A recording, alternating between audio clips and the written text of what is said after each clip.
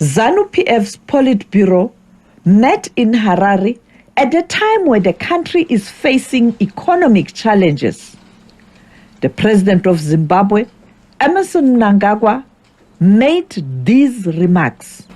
As we convene today and focus on the elections, the usual machinations and the heinous acts of our country's detractors to reverse our development agenda are glaring. This is evidenced by their antics and symmetrical tactics, which include the attack on our currency and the wanton increase in prices of basic commodities. They will never succeed, and the perpetrators are being brought to book. Just upon my announcement, the proclamation of the general elections, 2 days later, we were under attack. However, Zimbabwe's opposition has dismissed this statement. The World Bank ranks Zimbabwe as one of the countries with the highest food inflation rates globally. President Mnangagwa of Zimbabwe believes such claims are part of misinformation campaign by his enemies to cause unrest in the southern African nation. We are food secure and our strategic reserves have sufficient grain to feed the nation.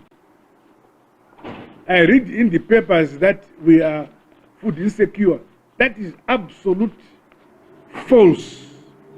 We have food surplus in this country. Our winter wheat production, already we have now more hectares under wheat than last year. And yet with last year's winter wheat hectarage with surplus. So we are going to have more surplus this year than last year. What is clear and what is fact is that Zimbabwe is food insecure. And almost 49%, according to the World Bank latest report, 49% of the population are facing circumstances of extreme poverty. So any claim is only but politicking and, of course, parroting propaganda. You don't feed people with propaganda. The economy does not run on propaganda. It runs on the fuel of ideas, thought, facts. And the fact is that people are hungry and people need food on the table. The president of the Citizens Coalition for Change, Nelson Chamisa, has responded to those who say the opposition is weak.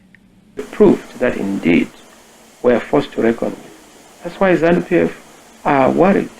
They are running helter-skelter. They are in sixes and sevens. They know that the writing is on the wall. We are stronger than ever before. In fact, if anything, it is ZANU-PF that is weak.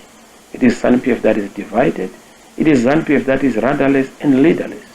It is ZANU-PF that is in a deep quandary of leadership. That's why they've been losing elections, and that's why now they've had to resort to shadowy and spooky organizations like FARS to resuscitate their fortunes. That's why even in their latest elections, over 140 people have lost their elections, particularly in their parliamentary internal elections. It shows you that it's a party in turmoil. But not only... Sophie, Mokoena, SABC News.